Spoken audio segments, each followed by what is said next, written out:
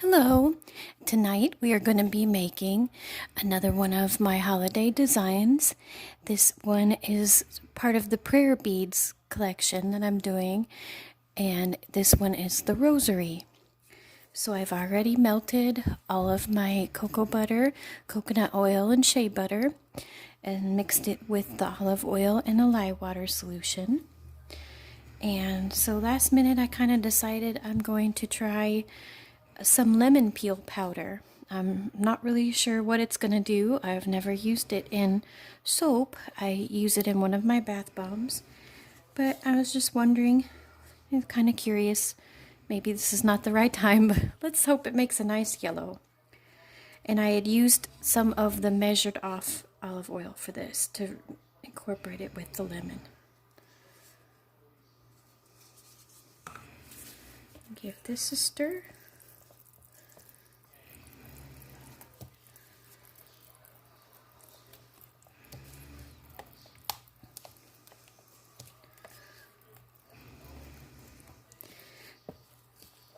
So I wanted to talk a little bit about the Rosary. You know, it's a lot like the mala beads, but for Catholics. It is something that we use to pray with, and you rub the beads as you're praying. I have a rosary. I had one when I was little, and then I lost it for many years, and then my sister bought me another one, and the one she got me is so beautiful. It looks kind of like my birthstone, which is aquamarine. It's so pretty. So I use that to pray, and I have a couple of really nice crystals that I'm very attached to that I also hold when I pray. So I stirred in this lemon peel, and I'm pouring in the rest of my frankincense.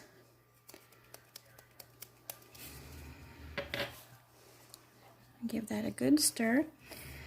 So no one really knows the real date or anything like that of when the Rosary was actually invented and used. There's lots of just stories, so I'll just read what I know. There's a lot of people say that there are monks around I'm guessing around like the 10th century, where when they would do their prayers, their 150 palms daily, and do the liturgy of the hours, a lot of them couldn't read, so they had a cord with knots tied in it, and it helped them to keep accurate count of when they would hit 150, because it was important to them to say the same prayers and say the Lord's Prayer 150 times. Although the first record of the Rosary goes back to 1208 AD, and this is a beautiful story of Saint Dominic, which I won't get into all about him, but he was really, really interesting. I love to read about the saints and the hermits and all of that, but Saint Dominic is a really good one to read about. He was a very, very caring, sweet human being.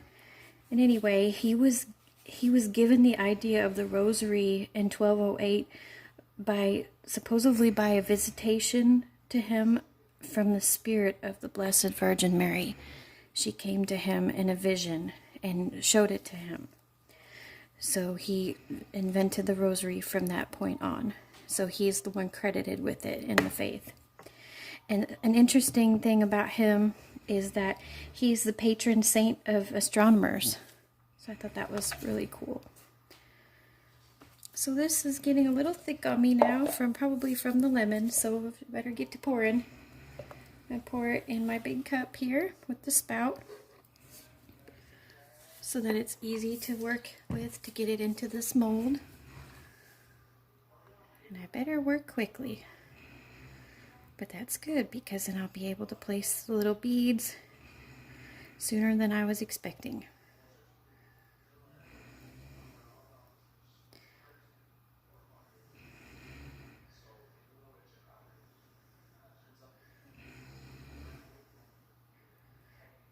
And you can watch my previous video with the mala prayer beads, where I talk about frankincense.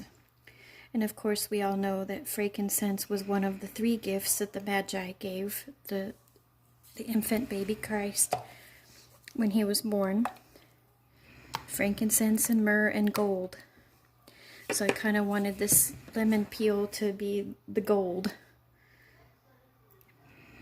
I don't want to work with myrrh anytime soon. I have tried in the past when the second time I tried to make Mother Earth, I tried to make her myrrh and it didn't go so well. So it made the soap really crumbly.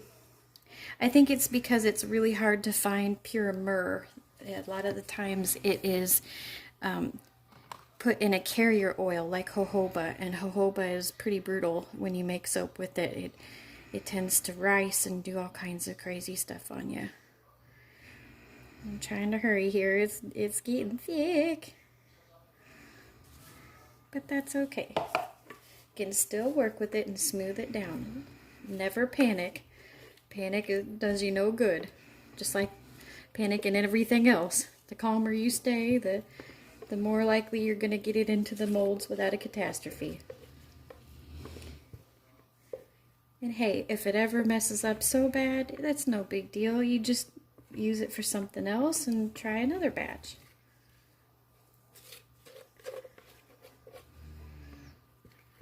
Alright.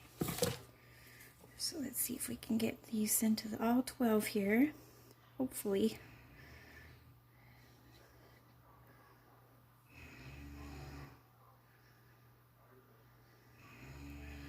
Oh, that frankincense smells so good.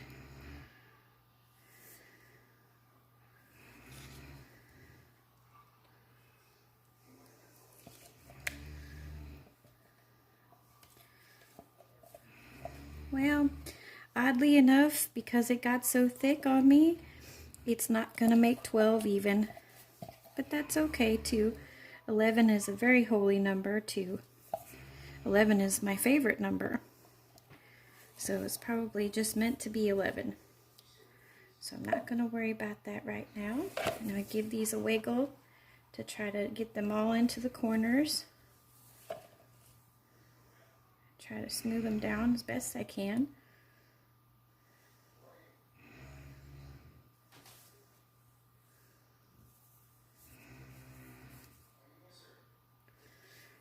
Try to scoop everything this way for the cavity that needs it.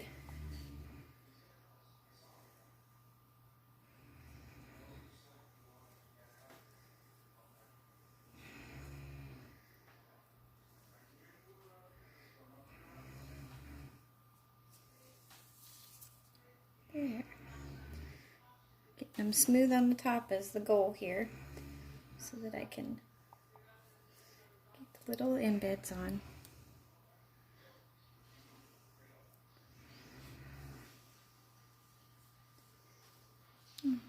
Smooth this one down a little.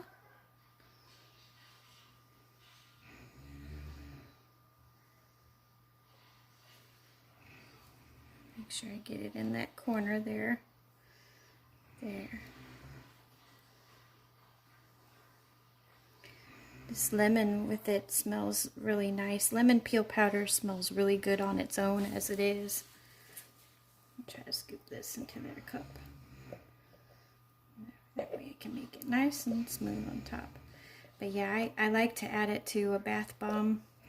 My Sugar Sky bath bomb has it in there for a natural yellow color, but it adds to the smell too. It definitely does. A good friend of mine and one of my customers likes to buy them for her little girl who's collecting the beads. And she said the first time she got it that it smelled like a lemon cookie, because between the cocoa butter in it and the lemon peel powder and then that sweet kind of fruity bergamot essential oil, it just, yeah, it smelled so nice and fruity. I never thought of it like that it was like a lemon cookie, but it really does. Alright, so that's probably as best as I can do for right now, for them being so thick on me. And it's not going to take very long at all. I'll be right back in a few minutes to place the little embeds on top. Okay, so we are back really quickly. The lemon peel powder made it thicken up pretty good. So the best I could do was just get them not as smooth as I can, which is all you really can do when things thicken up on you. It's not good to just keep on fussing. Try to smooth it as best you can and go on. So these are the little soap dough rosary beads. They are made from ground rosemary, and each one will have 7. And these are the little crosses that will be on the rosary. If I can get that to focus, I'll get better pictures of it at the end. They are this cobalt blue, which is one of my favorite colors, especially of glass stuff. And they're I don't know how to say this, Millefiori glass beads, where they have the little tiny designs of little flowers that are yellow and white and blue inside. It's very, very, very pretty. So you'll have a little treasure after you finish your soap. You can add it to your rosary, or you can make something else with it. So I won't place the crosses first because I'm going to place the little beads first. And each one is going to get 7. So I'll start down here. Probably have to work a little quickly since it's getting so thick so fast. So that's 4, 5, I'm going to make a V and then go down with it. 6 and 7. And try to push them in gently so that you make sure that they stick. And then the cross.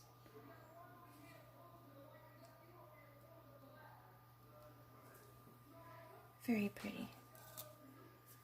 Okay, so next one. 1, 2, 3, 4, 5, 6, 7, and then the cross.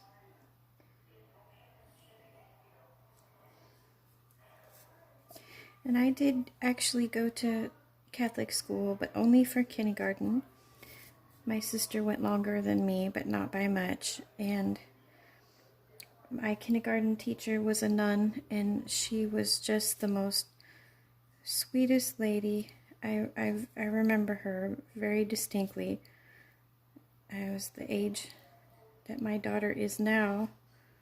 Some kind of little speck there. Sorry. I was 5, and she had all these little songs that I'm not sure if she made them up or if they were someone else's songs, but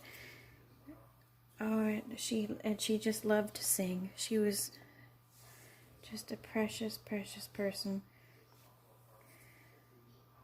And that was my first experience with nuns. When I was really little, when I was like 5, I wanted to be a nun just because of her. That's how much she influenced me.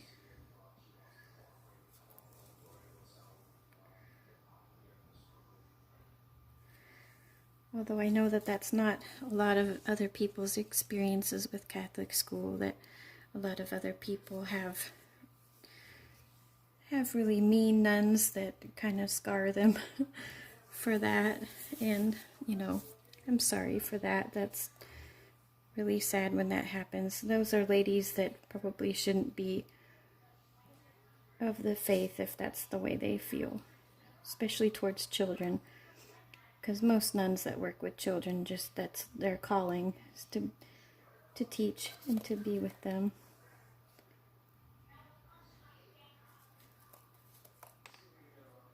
And 5,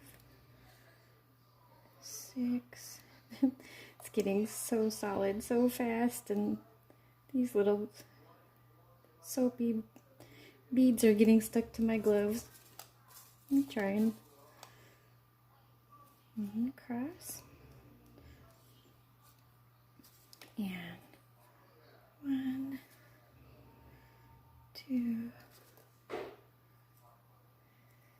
3, 4, 5, 5, 6, 7, across. Not really sure what this lemon peel powder is going to do by tomorrow, whether it's going to stay this gold or if it's going to lighten up. It's hard to tell.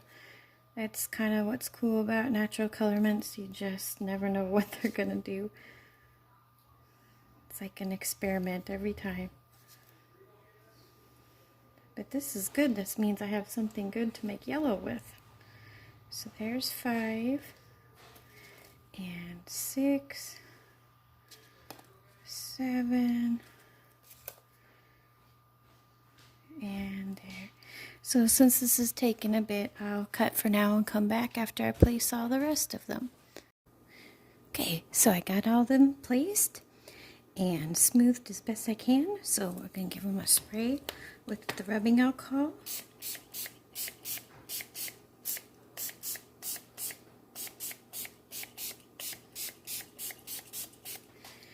And I am sure that I'll be able to unmold them tomorrow. So I'll unmold them and show them to you and get some close-up pictures of the beautiful little crosses. And good morning. So we are ready to unmold the Rosary soap.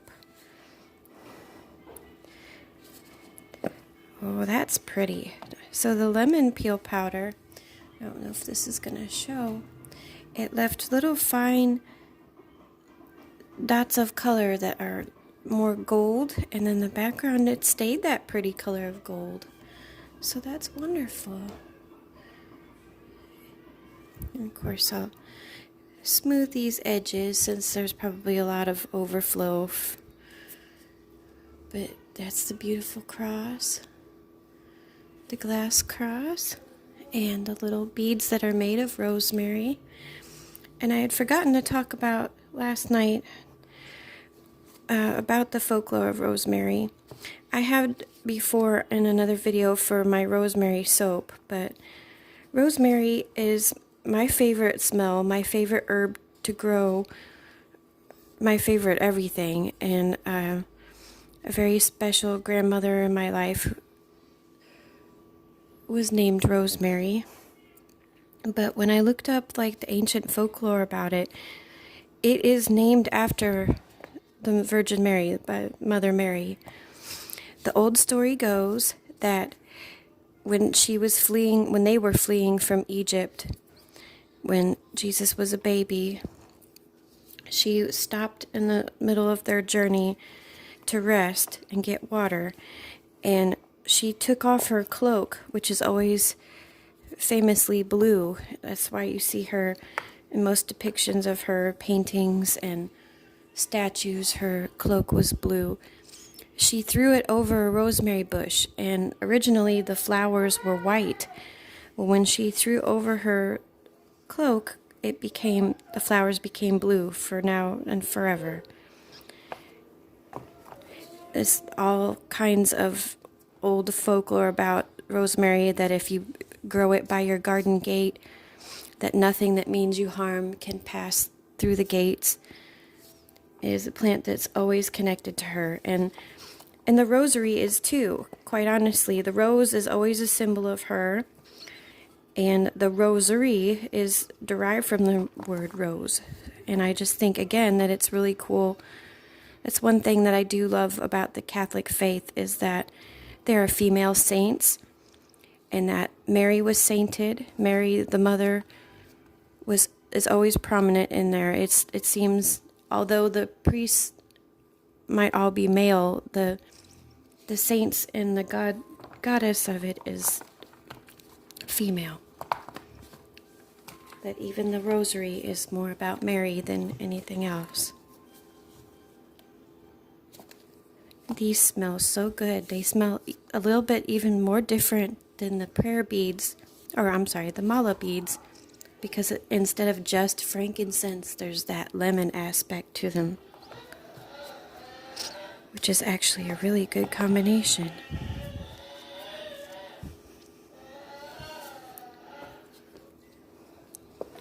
So all in all, they turned out pretty good for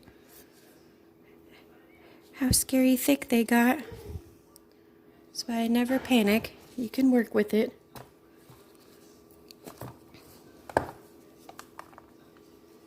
I'll get these all smoothed up before I take pictures.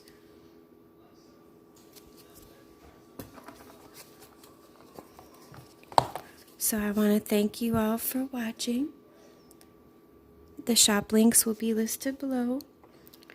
Etsy always has a deal where if you spend a certain amount, I think it's $35, you get free shipping, which at the holiday time is really helpful for gifts. And I would be honored to make you gifts for you or your family. And these will be part of the big shop updates on November 30th. So thank you so much for watching, and take care.